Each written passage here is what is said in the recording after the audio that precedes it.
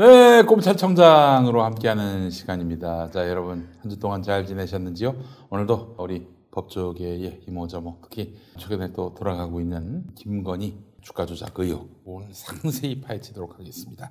자, 오늘도 함께해 주시는 우리 귀한 법조계의 스피커 우선 두 분 모셨습니다. 우리 신유진 변호사님 어서 오세요. 네, 안녕하세요. 감사합니다. 네. 자, 그리고 우리 조상호 변호사님. 예, 안녕하세요. 조상호입니다. 예, 이현주 변호사님이 오늘 내일 재판 준비 때문에 부득이 오늘 못 나오시게 됐습니다. 여러분 많이 아쉬웠지만은 다음 주에 또 기대해 주시고 뭐 안 와도 상관이 없는 장용진 국장 오든 안 오든 뭐 크게 관심이 없는 장용진 국장 5분 있다 온다고 합니다. 예, 여러분 뭐 그냥 궁금하신 분들이 있으시면은 네, 그렇게 알고 계시고 예, 아니 농담이고 우리 장 국장님 좀 바쁘신 일이 있어서 조금 늦습니다. 여러분 이해해 주시기 바라겠습니다. 그래도 목요일은 상태가 제일 좋으세요, 이분이. 왜? 그렇지. 여기서만 상태가 좋아요. 제일 좋아요. 그나마 예, 진짜 컨디션 제일 좋으세요.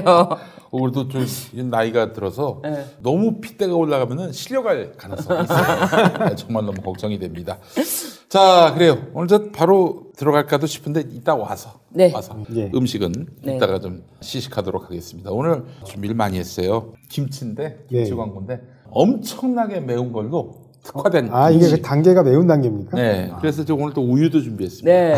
진짜 우유까지. 너무 매울까봐. 예. 그래서 이 배려심, 따뜻함. 와. 아니, 도대체 얼마나 정말 맵던데. 매운지에 대해서 제대로 한번 느껴봐라. 게다가 그래서 불김치군요. 네. 자, 그래 이따가 불김치 여러분들께 소개하도록 하겠습니다.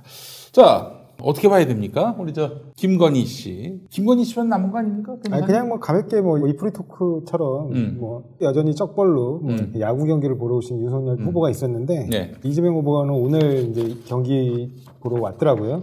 부부가 사이좋게 경기장에 나서서 응원하고 있는 모습이 너무 보기 좋았습니다. 글쎄 대통령 선거가 패밀리 비즈니스라고 했는데 어떻게 저 우리 윤석열 총장님은 돈 버는 건 아니라서 그래서 그래요. 아니 뭐 하여튼 너무 안 보이셔가지고 김건희 씨의 지금의 심정은 어떨까요? 신 변호사님. 지금의 심정이라 내가 이 남자랑 괜히 결혼했다. 사실 왜냐하면 이 남자를 만나기 전에 아마 2009년도니까 이 남자를 만나기 전쯤일 거예요. 2009년도에 이미 도이치모터스 회장 그때 도이치모터스 회장으로부터 거의 장외 매수 도이치모터스 주식을 장외 매수를 했거든요. 그래서 이 남자를 안 만났으면 그게 잘 이렇게 끝까지 잘 가고 잘 이렇게 됐을 텐데 이게 2021년도에 전격적으로 그렇게 진짜 10년 넘게 돈독한 사이를 지냈던 권오수 회장 구속 거기 모든 사람들이 구속된 마당에 5명이 구속됐어요. 5명. 참담하지 않을까. 그래서 이 남자를 만난 것이 내 인생 최대 실수다라고 생각할 것 같아요. 돈과 권력을 한꺼번에 쥔다는 거는 거의 드문 일이고요. 함께 쥐더라도 언젠가 탈이 납니다. MB를 보더라도. 그렇죠. 요즘 보면 그 생각은 들어요. 그러니까 뭐냐면 검사를 이길 수 있는 권력은 없는 줄 알았는데 역시 국민의 눈이 제일 무섭다. 아유, 그럼요. 자, 근데 말이죠. 지금 검찰 서울중앙지검의 조주현 검사인가요? 그 양반이 지금 팀장이 돼가지고 수사하고 있는데 국민의 가장 큰 관심은 김건희를 어디까지 신병을 처리할 것인가 하는 부분인데 기소를 안 할 수는 없을 것 같습니다. 변호사님 어떻습니까? 일단은 정말 아무 문제가 없었다고 하면 그때 당시에 이제 경선 당시에 홍준표 후보하고 윤석열 후보하고 논쟁을 벌이다가 이제 윤석열 후보가 그러면 계좌를 까겠다. 홍준표 후보가 까라 그러니까 까겠다고 했어요. 그래놓고 그 며칠 것만 깠지 않습니까? 그 엉뚱한 장난하는 겁니까? 처음에 이제 주식을 사들일 때 그때만 깠어요. 그래서 지금 뭐 KBS의 최초의 이거를 심층 보도한 홍상훈 기자도 아니 실제로 주가 조작에 의해서 막 주가가 급등하고 했던 그 시점의 잔고 그게 이제 9월 10월 이때인데 2010년도 그때를 까줘야지 왜 앞에 있는 그 채 며칠 되지도 않는 그 날짜 2월 달 거를 까면서 마치 다 깐 것처럼 자신이 있었으면 다 깠을 것이다. 자신이 없었기 때문에 정말 쇼하듯이 그냥 나 계좌 보여줬어요 하는 그런 퍼포먼스만 하지 않았나 그렇게 생각합니다. 이제 그 10월 15일이었습니다. 홍준표하고 토론할 때 계좌 깐다. 까겠습니다. 까지요. 까지요. 이랬었어요. 실제로. 근데 깠는데 엉뚱한 날짜 거를 까가지고 어처구니 없는 거죠. 이거 뭔가 숨기려고 하는구나, 감추는 게 있구나 생각이 드는 거고. 그래서 사실은 지금 김건희에게 굉장히 골치 아픈 순간이고 신 변호사님 말씀처럼 왜 나는 너를 만나서 아니 그동안 그리고 패밀리 비즈니스 잘했죠. 맞아요. 네, 잘했죠. 그걸 원망만 할 건 아니에요. 굉장히 잘해왔습니다. 난 서울중앙지검장까지만 했으면 딱 좋았겠다. 딱 좋았겠죠. 그럼 될 텐데. 왜냐하면 그 당시 2013년도 사건이 수면 밑으로 가라앉았잖아요. 네. 그걸 덮었잖아요. 그게 의도적으로 덮지 않고서는 덮일 사건이 아닌 것 같은 그런 어떤 내사 보고서를 다 치고 이제 금감원에다가 협조를 구했는데 그냥 협조는 안 된다. 그러면 검찰을 통해서 협조를 들어오든지 압수수색을 들어오든지 해라. 그러니까 자, 그 부분에서 네. 그게 정상적입니까? 금감원에다가 이제 경찰이 요청을 했는데 네. 금감원에서는 검찰이 요청해야 우리는 깔 수 있다. 이게 정상적인 겁니까? 일단은 원래는 이상 상황이 있어서 금감원에서 그거를 갖다 수사기관 통보할 수 있는 근거는 있어요. 근데 그거와 달리 예를 들면 정말 폭넓게 수사기관이 요구하는 자료 일치를 제공하려면 영장이 있어야 되는 건 맞습니다. 영장. 맞아요. 영장이면 검찰도 아니고 법원으로부터 그렇죠. 받아야 근데 되는 거 이제 아닙니까? 근데 법원은 당연히 내주겠죠. 네. 근데 문제는 뭐냐면 검찰의 턱을 넘기가 어렵다는 거예요. 맞아요. 그러니까 왜냐면 경찰은 영장을 검찰에 신청할 수 있을 뿐이지 직접 법원에 청구할 수는 없기 때문에 결국에는 검사한테 가서 이것 좀 내주십시오. 이것 좀 법원에 좀 넣어주십시오라고 부탁할 수밖에 없는 거죠. 근데 검찰에서 만약에 반려를 해버리면 방법이 없습니다. 아. 그래서 지금 계속해서 예전에 검찰개혁 논의 나올 때 나왔던 얘기가 영장 항고 제도를 도입하자. 경찰이 만약에 경찰도 나름 전문적인 수사적 역량을 갖고 있는 기관인데 국가기관인데 네. 나름 자기들이 판단했을 때 최소한 이 정도의 강제 수사 가장 인권침해 소지가 적은 압수수색 정도를 할 때 그 의견을 옳다고 생각해서 넣는데 검찰이 정말 합리적인 이유 없이 반려를 시키면 그 부분에 대해서 법원에 다툴 수 있는 기회를 줘야 된다. 그게 영장항고제거든요. 그렇지. 그 영장항고제가 당연히 도입돼야 된다고 여러 차례 얘기했음에도 불구하고 결국에 그게 그때 당시에 엄청난 그 윤석열 검찰 쪽에서 이른바 특수통라인들의 반발 때문에 결국에는 그렇게 관측이 안 됐어요. 이제 자기들이 권한을 다 독점하겠다 그렇죠. 이런 거였고. 그렇죠. 자, 그래서 그때 그 금감원이 협조를 하지 않아가지고 네. 경찰 수사는 거기서 멈춘 겁니까? 그렇죠. 근데 금감원의 협조가 없었다라기보다 일단은 경찰은 그때 당시에도 그렇고 지금도 여전히 많은 부분에서 그런데요. 검찰의 눈치를 안 볼 수 없어요. 왜냐면 이 사건 수사 하나만 하는 게 아니잖아요. 경찰은. 그렇지. 예. 전체적으로 경찰이 검찰과 이른바 척을 지어가지고는 일을 하기가 너무 힘듭니다. 김건희가 이제 검찰의 한 중요 인물인 윤석열의 이제 부인이기도 하니까 이 부인까지 뻗어나갈 수 있는 수사를 하는 것을 경찰이 부담스럽게 여겼다? 그럼요. 왜냐면 검찰과 검찰 가족은 진짜 현역이 있는 검찰 가족은 이른바 이제 가족 프리미엄이라 그래가지고 못 건듭니다, 잘. 아, 그래요. 그래서 거기서 멈췄다고 봐야 되겠네요, 그러면은. 그러니까 사실 경찰이 더 하고 싶다고 하더라도 이게 정식적으로 피의 사건으로 돼서 입건을 해서 이렇게 된 것이 아니고 내사 종결이 됐잖아요. 네. 그럴 경우에 뭐 누가 피해자가 나서서 이렇게 하는 게 아니잖아요. 이 사건 네. 같은 경우는 피해자가 이거 수사해 주십시오라고 촉구하는 것도 아니기 때문에 이 사건을 더 키울 수도 없었고 경찰은 사실은 더 끌고 싶어도 검찰이 이거를 열지 않으면 여기서는 할 수 있는 방법이 없었던 거죠. 그래서 지금 그 홍사훈 기자도 그때 당시에 이 사건이 왜 이렇게 그냥 묻히게 됐는지 경찰이 좀 밝혀야 되지 않겠냐. 경찰들도 억울한 부분이 있으면 밝혀야 되지 않겠냐라고 얘기는 하고 있지만 얘기하기 쉽진 않죠. 이제 와서. 그렇기도 하고 또 경찰과 검찰 수사권 조정 관련해서 굉장히 첨예하게 다툼이 많이 있지 않았습니까? 그래서 네. 검찰은 기본적으로 경찰 관련한 특히 다른 뭐 공무원 마찬가지지만 특히 경찰 관련한 어떤 사건을 사건화시키는 거 사건이 작은 거라도 포착이 됐을 때 그 사건화시키는 것에 대해서 굉장히 의욕이 높습니다. 그런데 경찰이 뭐 자신들이 자체적으로 조사를 해가지고 뭔가 사건을 만들어갖고 뭔가 일을 만들려고 할 때 별로 관심이 없어요. 그리고 딱 보니까 자신들이 관심이 없는 흥미가 없는 사건이다 일단. 게다가 어떤 측면에서 덮게 되는지 모르겠지만 검찰이 흥미를 잃게 된 요인이 아무래도 다각도로 느껴지지만 그 와중에 김건희 씨도 여기는 공동 정범으로 지금 내사 보고서 작성이 됐기 때문에 네. 이 멤버상 네. 보고가 어느 정도 됐겠죠. 근데 이런 사건 하려고 하냐라고 덮었던 거는 검찰이 맞지 않나 그렇게 생각합니다. 그렇죠. 윤을 네. 그 봐준 거 보면은 그렇습니다. 이놈들은 사실은 근데 검찰과 경찰이 수사권 관련해 가지고 이제 꽤 오랫동안 대립해 왔잖아요. 네네. 그렇게 대립해 올 때 경찰이 대응하는 방식하고 검찰이 대응하는 방식이 약간 달라요. 왜냐면 검찰이 압도적인 권한을 갖고 있기 때문에 경찰 입장에선 가급적 검찰을 자극하려고 하지 않습니다. 근데 거꾸로 검찰은 이 기회에 아예 싹을 자르겠다는 의도로 오히려 그렇게 수사권 조정이 팽팽하게 논의될 때는 경찰 고위 간부들을 탈탈 털어요. 맞아요. 그래가지고 어떻게든 본보기를 보여줍니다. 맞아요. 진짜. 네. 그러면서 이런 경찰한테 맡기면 안 된다. 맞아요. 그런 얘기를 하는 거죠. 부패한 건 경찰이다. 경찰이 더 심하다. 그래서 고위 간부에 대한 그런 수사를 지속적으로 어딘가 쓰시고 있고 그게 계속 언론에 작게나마 계속 이제 나갈 수 있도록 해주고. 근데 왜 그게 그러면 경찰은 그렇게 못하느냐? 수사의 핵심은 그리고 수사의 꽃은 강제 수사거든요. 맞습니다. 그렇죠. 네. 예. 체포 구속뿐만 아니라 압수수색을 안 하는 상태에서 진실에 접근하기는 어렵습니다. 근데 그 강제 수사에 관한 모든 권한을 검사가 갖고 있거든요. 경찰은 검사한테 이른바 구걸을 할 수 있을 뿐이지 이걸 요구하거나 강제할 수 있는 아무런 권한이 없어요.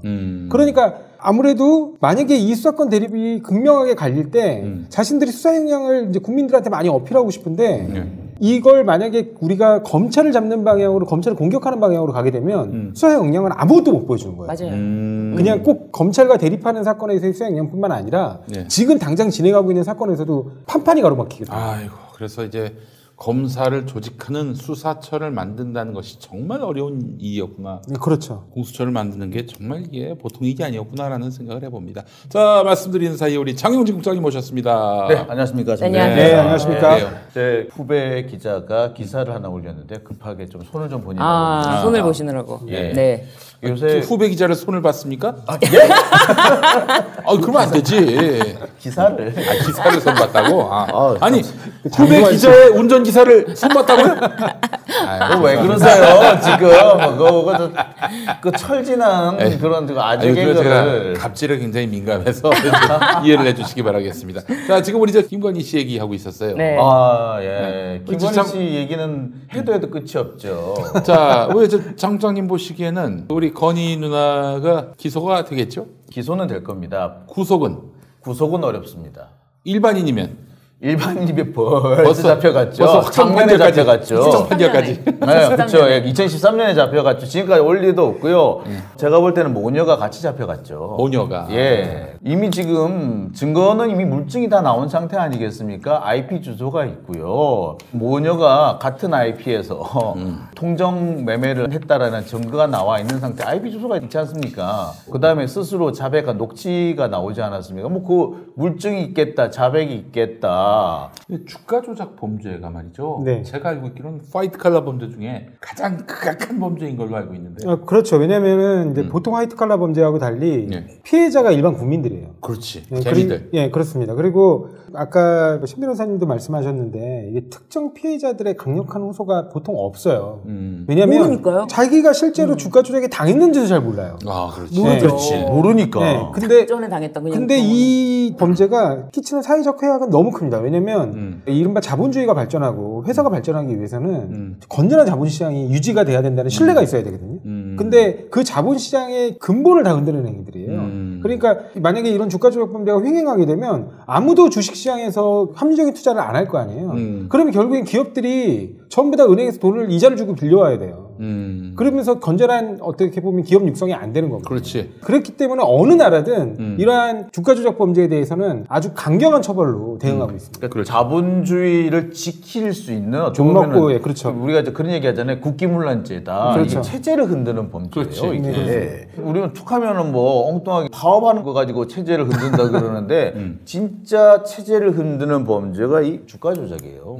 실제로는. 그러니까 국민의힘 같은 정당, 이른바 자유주의를 신봉하는 이런 보수 우익 정당에서 가장 분노해야 될 범죄입니다.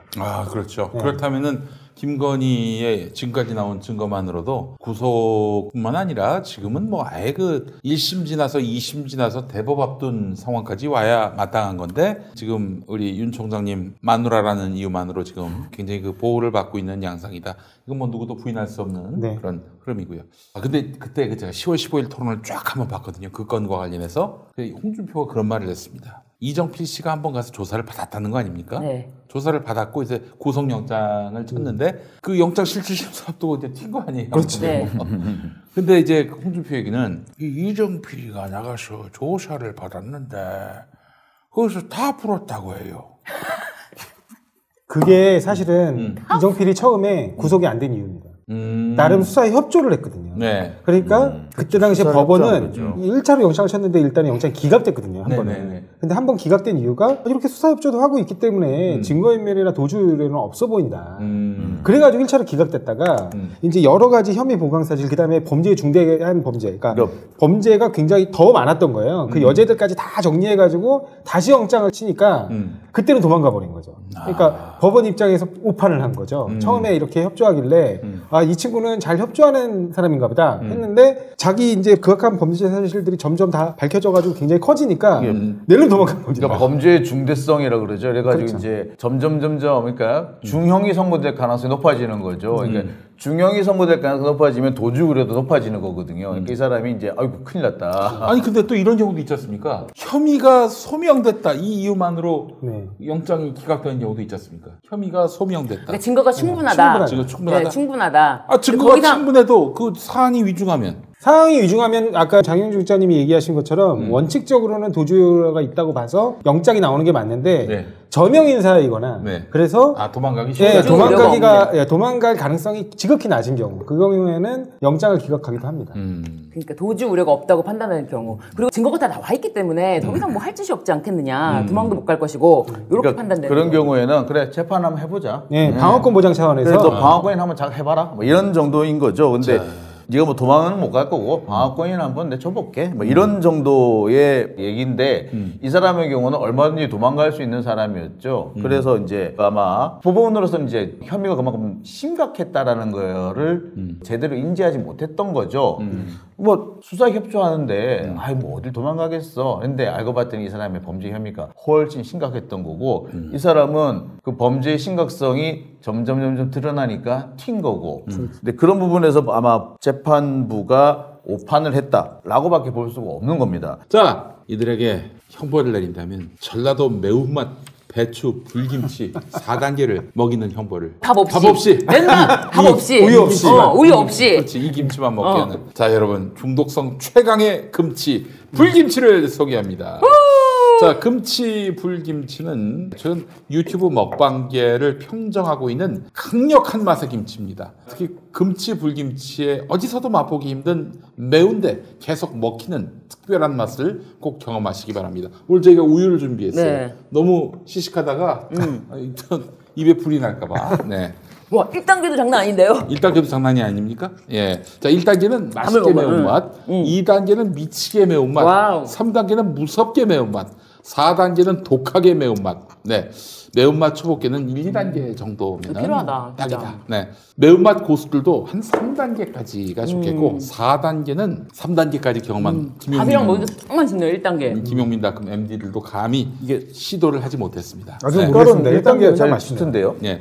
자, 금치 불김치는 맵지만 맛있고 건강합니다. 깨끗하고 안전한 국내산 재료로 만들었기 때문인데 또한 무방부제, 무색소, 무화학 조미료 등 산무 원칙을 지키고 있습니다. 자, 김치에 들어가는 멸치젓 역시 금치는 직접 만들고 고춧가루 역시 직접 갈아서 만듭니다. 게다가 위생적인 해썹 시설에서 만들었기 때문에 더욱 안심하고 드실 수 있습니다. 입은 맵지만 마음은 편하게 드시면 됩니다. 야, 이게 난 아직 안 먹고 있는데 여기 이 좌우에서 전해오는 이런 김치의 그 내음들이 1단계 너무 간단치 좋은데요? 않습니다. 예. 밥이랑 먹으니까. 예. 와. 이게 중국산 캡사이신 넣은 거하고는 완전히 맛이 달라요. 아, 그럼요. 예, 그런 거 이게- 아니에요. 예.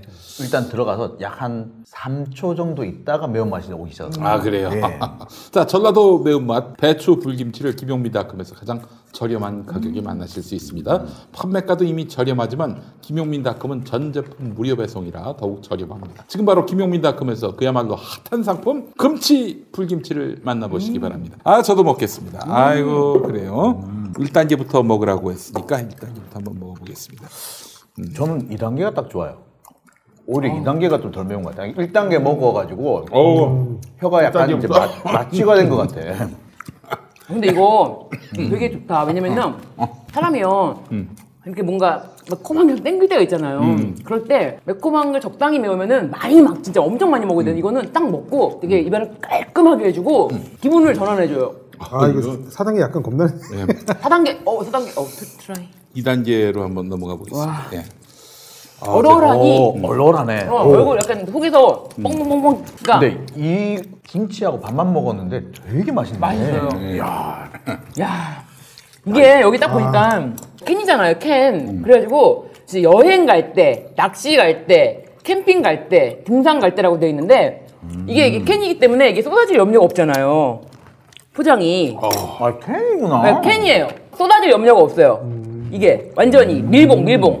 그래서 휴대가 진짜 좋고요. 냄새가 안 나잖아요, 일단. 그래서 어디 갈 때 아무리 김치는요 꽉꽉 좀 매도 냄새가 나요. 새고. 그럼. 절대 안 돼요. 그거 들고 가는 게 민폐예요. 냄새가 그럼. 스멜 다 나거든요. 근데 이거는 진짜 그리고 1단계만 가져가도 조금씩 먹으면서 기분 전환 확실히 되고 와 이거 전라도에서 제대로 만들었네.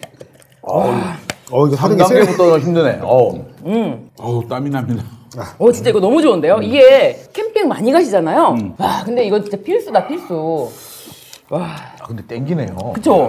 땡겨요. 매운데 되게 제가 땡기네. 4단계를 지금 도전하겠습니다. 좀 3단계에서 4단계 먹고 나니까 매운맛이 남아가지고 2단계 먹어도 4단계고 3단계 먹어도 4단계고. 근데 맛있습니다. 맛있어요. 요즘에 이게 기분 전환할 때 이렇게 솔직히 우울한 뉴스 같은 거 자꾸 들리면 짜증나잖아요. 밤인데도 밤에 이제 뭘 막 먹으면 안 돼. 그런데 막 기분 나쁜 뉴스 때문에 막 잠이 안 와. 이럴 때 이거 딱 먹고 기분 전환 딱 하고 깔끔하게. 야 좋다. 단계별로 1단계는 1년 살다 여자한테 실연당했을 때 1단계를 먹고 잊어야 되고 2단계는 2년, 3단계는 3년, 4단계는 4년.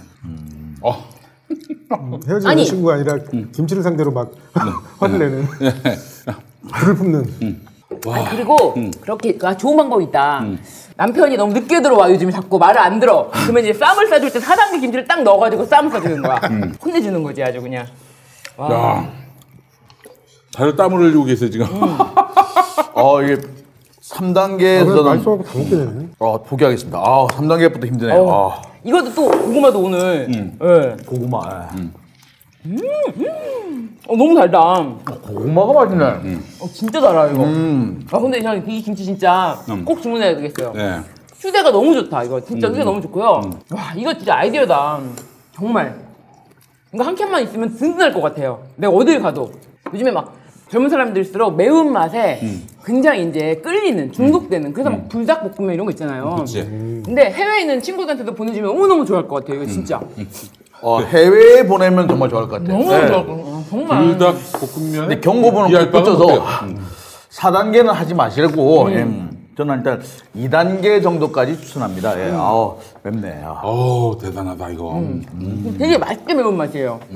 근데 이게 맛있게 매운맛이라고 말씀드렸잖아요 진짜. 기분이 좋네. 개운해.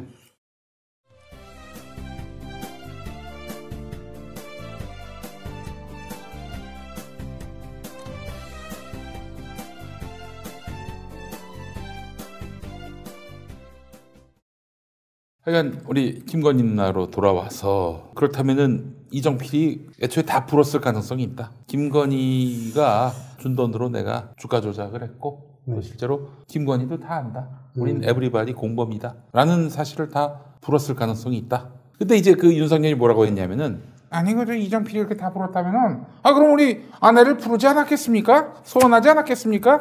그런 얘기를 했습니다. 그러니까 이제 홍준표가 그에 대해서 곧 부를 거예요. 부를 거라 했어요. 이렇게 얘기했다는 거예요. 어떻게 보십니까? 이거 뭐가 진실일까요? 저는 이정필이 김건희 연루된 것을 얼마큼 불었을지에 대해서는 아직까지는 미지수가 아닌가. 이거를 다 불었다라고 보기는 좀 어렵지 않을까. 어렵죠. 그래서 저는 사실은 김건희를 바로 기소하는 부분에 대해서도 약간 회의적이에요. 기소 안 될 수도 있다? 저는 그렇게 볼 수도 있다. 왜냐면은 지금 이게 어려운 사건이었다면은 아니 예를 들면은 홍사훈 기자가 뭐 TV에 나와서도 그렇고 라디오 방송 여러 군데 출연해서도 그렇고 이게 경찰 내사 보고서만 보고서도 심지어 주가 조작을 할 수 있을 정도다. 그 정도로 굉장히 자세하게 돼 있더라. 생각보다 쉽더라. 이렇게 딱 하면 되겠더라. 선수가 이렇게 다 얘기해줬다. 그 정도로 자세하게 나와 있는 사건이고 계좌를 보고 이 사람들의 계좌가 주가가 비정상적으로 올라갈 때 요동칠 때 동일 IP 이런 거 확보하고 이렇게 했으면은 바로바로 부를 수 있지 않았을까? 이거 시간을 왜 이렇게 끌었을까요? 왜 하필 11월 그것도 12일에 이정필이 어떤 신병이 확보가 되고 그러고서는 그 뒤에 구속영장 실질심사가 되고 저는 이 부분이 시기면에서 검찰이 시간을 끌어줬다, 벌어줬다, 시간을 많이 벌어줬다, 많이 벌어준 데는 그만한 이유가 있지 않을까? 그 이제 말하자면 진실을 은폐할 시간을 줬다?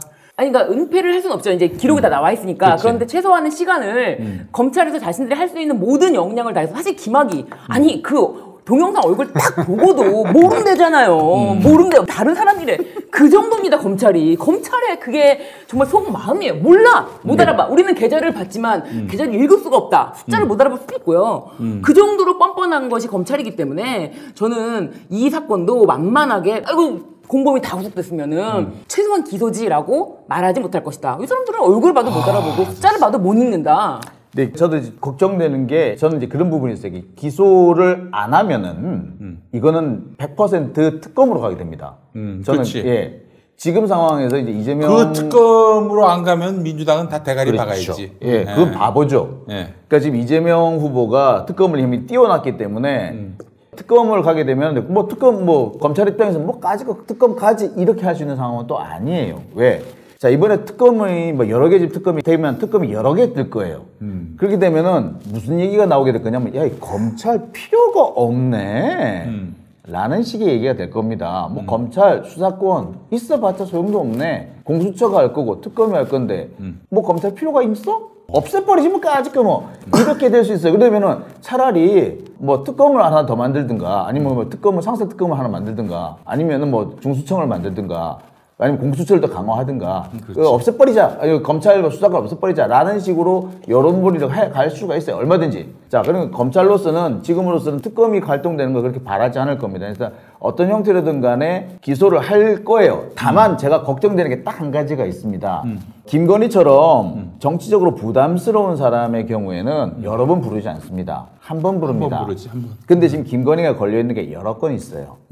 그 다음에 대표적인 것이 이제 코바나 콘텐츠 협찬 이런 게 있잖아요. 그 다음에 엄마가 최은순 씨랑 같이 해가지고 있는 잔고증명서 위조건이 같이 또 하나 걸려있고 이렇게 여러 건이 걸려있는데 요건이랑 같이 묶어서 하면서 제일 싼 걸로 딱 기소를 하고 나머지를 털어버리는 요렇게 갈 가능성. 아, 그거 너무 지저분하고 많이 봤던 수법 아닙니까? 예, 근데 그 수법을 얼마든지 쓸 수 있습니다. 이렇게 되면은 여론전으로 가면서 아, 기소하긴 했잖아 라고 해서 빠져나갈 가능성이 있죠. 실제로 검찰이 그래요. 제가 예전에 어떤 교회가 있는데 똥 먹이는 교회. 똥 먹이는 교회가 있었는데 진짜 주홍같이 붉은 죄. 너무나 명백한 명징한 죄인데 그거는 불기소 처리하고 자잘한 거 있죠. 자칫 잘못하면 법원 가서 엎어질 수도 있는 그걸로 이제 기소를 했는데 그래놓고 다음날 검찰이 뿌린 보도자를 보니까 우리가 기소했다 여러분 이렇게 그런 식으로 안 되니까요. 예. 그러니까 되게 흔하게 쓰는 수법이 옛날에 많이 써먹는 수법이죠. 천신을 세종나무 회장 할 때도 이 이제 이른바 이명박 전 대통령의 동문회장이자 뭐 사실상 자금 제공자이자 대선 기획자이자 이런 의혹을 받았던 동문 후원회장인가 아마 그랬던 걸로 기억납니다. 근데 그분 같은 경우에 애초에 중간에 막 도망다니고 막 이랬어요. 근데 나중에 결국에는 기소를 해서 넣는데 조서에다 구멍을 숭숭 넣는 거예요. 그러니까 기소를 안 할 수는 없으니까 결국엔 기소를 하는 겁니다. 당시에 심지어 이거 기소를 회피하려고 당시에 그때 검찰총장 하다가 낙마하신 분도 있어요. 그 직후에 이제 같은 집안 사람이 천씨라 그래가지고 근데 천성관 천성관 검찰총장이 그게 나중에 천신을 세종나무 회장에게 뭐 접대받고 뭐하고 한 것들이 드러나가지고 결국에는 며칠 안 돼가지고 그냥 낙마했는데 그러니까 그 정도로 이 사건을 기소하지 않으려고 가진 애를 다 쓰다가 결국에 기소는 했습니다. 기소는 했는데 구멍을 이곳저곳에 다 내놓고 그냥 무죄받기 좋게 기록 만들어가지고 올린 거예요. 이런 방법도 많이 쓰거든요. 그래서 1심부터 그냥 줄줄줄줄이 무죄 나온 거죠. 그럼 여러 가지 방법이 있어요. 기소 자체를 안 할 수는 없기 때문에 진짜 구멍을 뻥뻥 뚫어가지고 기소하는 방법. 그 다음에 여러 개를 묶여서 그쪽에 제일 싼 걸로 처리하는 방법. 그것도 있죠. 예.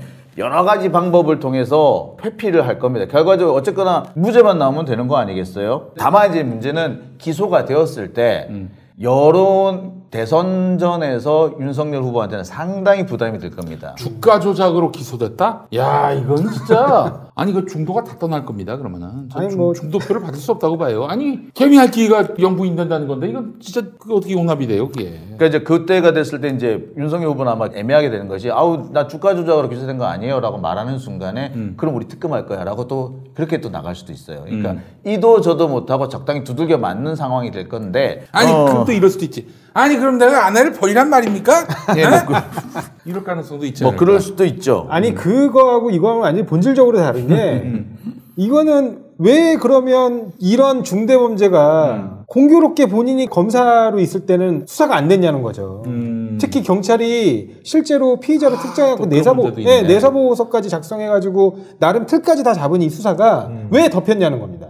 이거는 후보 본인, 그러니까 윤석열 본인의 문제일 수밖에 없는 사건이에요. 그러니까 이거는 김건희 씨가 기소가 된다면 이걸 곧바로 뭐로 가야 되냐면은 윤석열 후보의 본인의 문제로 가야 되고 이건 바로 공수처감이에요. 아니 공수처감? 이건 공수처감이죠. 아니 왜 가족도 그 공수처 대상입니까? 아니 그러면 그 검사의 문제죠. 검사의 그렇죠. 왜 수사를 안 했느냐? 그렇죠. 검사가 혹시 부당한 영향력을 행사한 게 없는지 그 당시에 그 사건에 직권남용? 네, 직권남용이 됐든 뭐 여러 가지 형태든요. 뭐 강요가 됐든. 그것도 그렇고 윤석열은 부산저축은행 부실대출에서 정말 명백하게 한번 봐주기가 있었잖아요. 그건 이제 직무유기 의혹이죠. 네, 그 다음에는 유죄가 났는데 이것도 마찬가지입니다. 네, 그리고 뭐 또 그와 비슷한 것이 옵티머스 사건 같은 경우에 본인은 털어버렸는데 곧바로 어마어마하게 터져버렸잖아요. 맞아요. 그렇죠. 이런 거 같은 경우는 사실 뭐 뻔한 거 이거는 이미 이건 명백한 거거든요. 이거는 옵티머스 건도 정말 황당한 게 기관에서 그 부분에 대해서 수사 의뢰서를 써가지고 접수를 했거든요. 네. 저도 수사 의뢰서를 봤어요. 예, 다 적혀 있어요. 그 정도면 이거는 그냥 기소감이에요. 뭐 더 조사할 것도 별로 없어요. 근데 그거를 그냥 덮어버렸다는 게 도저히 이해가 안 되더라고요. 그러니까 정말 다 적혀 있어요. 다 적혀 있어요. 정말 떠먹여요. 네. 떠먹이는데 안 먹었어요. 이거는 직무유기에 가깝다 싶을 정도인데 그때 안 했더라고요. 그리고 얼마나 그게 사실은 검사들이 좋아하는 수사예요. 그렇죠. 비신하는 수사거든요. 네. 왜냐면 얘네들이 한 수법들이 전형적으로 개미 피해자들을 양산시킨 행위 아닙니까? 그것 또한 또 이른바 자본시장 범죄거든요. 그렇죠. 그래서 굉장히 검사들이 좋아할 만한 얘기고 그리고 왜 이렇게 불법 대출들이 성행하고 얘네들이 또 금융기관에서 판매가 자연스럽게 이루어졌느냐. 이건 자연스럽게 금융기관, 그러니까 준 어떻게 보면은 공공기관과 같은 거기로 연결되는 지점이 있기 때문에 검사라면 만세를 부를 사건입니다. 사실은. 그렇지. 아 이게 근데 거의 수사가 다 돼서 들어왔단 말이에요. 야 이게 웬 떡이냐. 가다 거저 주었네, 거저 먹었네 라고 할 사건인데 이거를 그걸 되돌려 보냈다고요? 그리고 이해가 안 되는 사건이죠. 만약에 형사부에서 잡았으면 그거 잘 처리하면 바로 특수부로 갈 사안입니다. 예. 그러니까 근데 그 사이에 변호인이 이규철이었다 라고 하니까 이거 이상하다라고 하는 거죠. 근데 이 부분이 지금 뭐 거의 거론이 되지가 않고 있다라는 거 보면은 옵티머스. 예. 그러니까 사실 윤석열 후보와 관련된 내용을 가만히 보면은 정말 이게 한꺼번에 거론이 되면은 정신을 못 차릴 사람들인데 이게 띄엄띄엄 잊혀져 버려요 막. 잊혀지는 게 아니라 이제 의도적으로 후속 보도가 없는 거죠. 그렇죠. 후속 보도가 진짜 없어요. 그래서 정말 그 보도를 하면은 한 번 보도를 하면은 자신들이 보도한 게 아니라 그러니까 보통은 다다다다 같이 막 쓰잖아요. 그래서 누가 뭐 단독을 했고 그런 걸 모르는데 이 윤석열, 김건희 관련된 보도가 나오면은 그 보도를 한 건 띄워놓고 그 보도에 따르면 이런 식으로 자신들은 완전 피해가면서 그 보도 하나만 띄워놓게 되는 그런 현상이 일어나기도 하고 거의 뭐 후속 보도가 없죠. 전무하죠. 제가 볼 때는 기자들이 윤석열을 겁내고 있는 것 같아요. 도와주고 있는 거죠. 아니 그냥 돕지는 않는 것 같아요. 근데 저는 이렇게 생각해요. 이게 도와주는 게 뭐 윤석열이 부탁해서라든지 윤석열과 특별한 관계가 있어라든지 이런 게 아니라 뭐 예를 들면은 그냥 자신들의 이익과 맞닿아 있는 지점이 있다. 그러니까 이게 정확하게 더 뭐 제가 깊이 말씀드릴 수는 없지만 뭐 변호사들도 마찬가지입니다. 변호사들도 국민의힘을 지지하는 그 층을 보면은 자신들의 이익 지점과 맞닿아 있어요. 그 지점이 분명히 맞닿아 있는 지점이 있거든요. 근데 뭐 기자들이 검찰을 통해서 기사를 쓰니까 그것만 갖고 말씀드릴 수는 없어요. 민주당은 계속 기득권을 전부 다 내려놓게 하고 뭔가를 파내니까 자신들이 그동안 해왔던 것을 좀 더 허물어뜨릴 것 같다. 이게 허물어질 것 같다라는 그런 두려움 때문에 우리는 국민의힘을 밀어야 된다는 마음으로 한 마음으로 자기가 마음이 가는 사람 거를 까고 싶지 않은 거죠. 저는 그렇게 보여집니다. 그러니까 이 사건만 보더라도 이 사건 직후에 딱 벌어지는 일련의 흐름들, 예를 들면 주가 조작에 공여하도록 계좌를 빌려주는 거죠. 돈도 대주고 그렇게 하고 난 다음에 김건희 씨가 받은 게 많아요. 많죠. 그러니까 대표적인 게 예를 들면 도이치모터스 신주인수권을 헐값에 전환사채 같은 그렇죠. 거죠. 그러니까 전환사채 중에 특히 신주인수권만 똑 뗍니다. 그러니까 거기에 그렇게 똑 떼면 제일 싸지거든요. 그러니까 들어가는 돈이 그러니까 기초자본이 낮아집니다. 그래서 그렇게 왕창 41만 주인가요? 에 해당하는 신주인수권을 1억 원인가에 아주 이렇게 싸게 넘겨주는 거죠. 이렇게 넘겨줘가지고 그냥 그 1억 원 넣고 2억 원 이익을 벌게 했다는 의혹이에요. 그러면 그래서 총 3억 원을 갖고 오는 거죠. 네. 1억 원 그 넣고 3억 원 넘겨준 게 2017년도 그 말씀하시는 건가요? 2013년도에요. 13년도에도. 네. 그리고 그 이후에 뭐 도이치 파이낸셜, 파이낸셜, 네, 파이낸셜이 이제 도이치 모터스, 그러니까 자동차 팔면 거기에 할부 들어가는 거 있잖아요. 거기에 있는 주식도 헐값에 넘겼다는 의혹들이 있고요. 그리고 또 지금 말씀하신 코바나 컨텐츠의 권우수 회장이 지속적으로 협찬을 합니다. 꾸준히. 코바나 컨텐츠에서 개최했던 전시회 12건 중에 10건에 대해서 협찬 후원을 합니다. 이거를 10년간 지속적으로. 굉장히 이른바 고위검사의 패밀리 지수는 최고로 성공한 케이스가 아니 그렇게 협찬한 거를 뇌물로 보려면 어떻게 봐야 됩니까? 포괄적 뇌물로 지금 구성해 보려고 하는데 그게 이제 잘 맞춰질지는 잘 모르겠어요. 아니 김건희 보고 그 협찬을 현안이 있어야지. 현안이. 그 권오수가 이제 현안이 그때 당시 현안이 있어야 되고. 예, 자기가 검찰에 나름대로 좀 도움을 받을 뭔가 현안. 네, 그렇습니다. 아니 그 주가 조작을. 근데 그게 이제 수면위로 드러나는 현안이 있어야 되는데 뭐 조사가 임박했다던가 최소한 이거를 관련성. 아니면 혹시 경찰의 내사 과정을 본인이 인지했다던가. 네, 그러니까요. 인지하진 않았겠어요? 인지했을 것 같은데. 그럴 수도 100% 있습니다. 했죠. 저는 100% 했다고 봅니다. 아니 왜냐하면은 그 당시 사이가 안 좋았잖아요. 그래서 뭐 이정필이 이제 홍사훈 기자와 인터뷰한 거를 보면은 그 당시에 자기들이 경찰에 가서 이렇게 하고 왔고 이런 거에 대해서 얘기를 다 나눴다. 이렇게 보면은 인지는 했다. 인지는 안 할 수가 없다. 예, 그렇게 보여집니다. 용디의 새로운 도전 썬데이 용인 8090 세대를 위한 라떼 월드를 열다. 썬데이 용인 사건과 실화, 화제의 인물, 음악과 영화 모든 장르를 총망라한 썬데이 용인 9월 5일 팟빵에서 공개됩니다. 썬데이 용인. 아이고 이거 구독해달라는 말을 깜빡했네. 썬데이 영민 구독 구독 부탁드립니다. 근데 그러면 이제 검찰이 그걸 갖고 엮을 의지가 있어야 되는 건데 과연 의지가 있겠는가? 라고 보면은 그렇게까지 확대하는 걸 떠나서 첫 단추 이 도이치모터스의 공범으로 과연 기소를 할 것인가? 왜냐하면 김건희 씨가 그나마 아직도 빠져나갈 구멍이 저는 있다고 보이는 게 일단 그 최현수 씨와 관련된 모든 사건에서 김건희 씨도 거의 뭐 김건희 씨가 무슨 미성년자입니까? 아니면은 뭐 생각을 할 수 없는 사고 변별 능력이 없으니까 의사 결정 능력이 없으니까 엄마가 하는 그런 걸 도와주고 가서 뭐 돈 전달하고 예를 들면은 자기 밑에 직원이 엄마의 그 위조 잔고증명 위조 증명 해줬단 말이에요. 그럼 김건희라는 사람이 전혀 몰랐다는 게 말이 안 되고요. 그걸 도움을 주게 한 지시를 했다라는 볼 수밖에 없음에도 불구하고 김건희는 유유히 빠져나가거든요. 아예 뭐 피의자도 아니잖아요.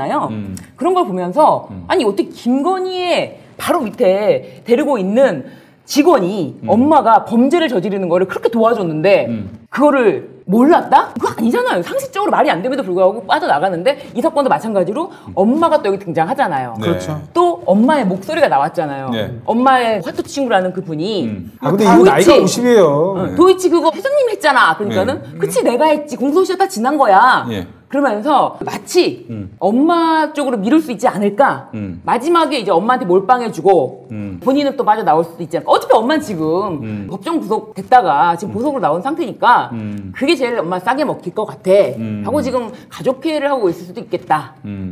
저도 그렇게 생각이 들어요. 한쪽으로 몰지 않겠느냐. 그렇게 되니까 둘 다 기소를 안 할 수는 없으니까 둘 중에 한 사람을 기소를 할 것이고 그렇게 된다면 한쪽으로 몰 가능성이 높고, 근데 그렇다고 하더라도 김건희를 완전히 빼기는 어려울 거예요. 그래서 아마 한다면은 구멍 숭숭 뚫려가지고 기소성을 내거나 아니면 약식 기소를 한다거나. 그게 약식 기소 사안이에요?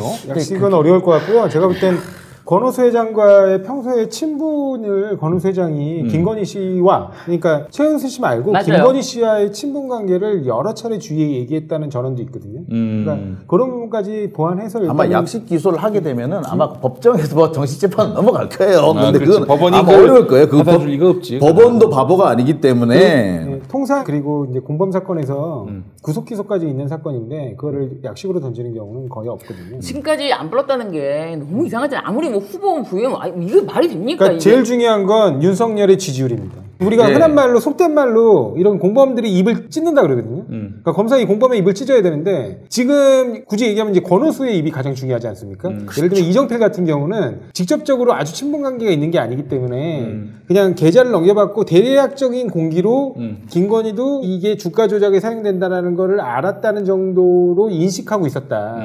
그 정도의 진술만 나올 것이고 구체적으로 이게 정말 신빙성 있는 진술로 뒷받침되려면 결국에는 친분 관계가 두터운 권오수의 입을 찢어야 돼요. 그렇지. 그런데 그 입이 열리려면 윤석열의 지지율이 떨어져야 됩니다. 왜냐면 자기의 대선에서 떨어질 확률이 높아야죠. 높아져야. 그러니까 왜냐면 본인은 생각할 거예요. 자기의 마지막 동아줄은 윤석열이다. 그렇죠. 네, 그 사람은 지금 여기서 자신들이 최대한 입을 다물어야지, 그래야지 자신들이 나중에라도 살아날 구멍이 있다라고 있죠. 생각할 겁니다. 그러니까 자기가 입을 다물어야지 그 한마디로 개국 공신이 될 수 있으니. 그렇죠. 예. 그렇게 하는데 만약에 개국 공신이 될 가능성이 없어진다.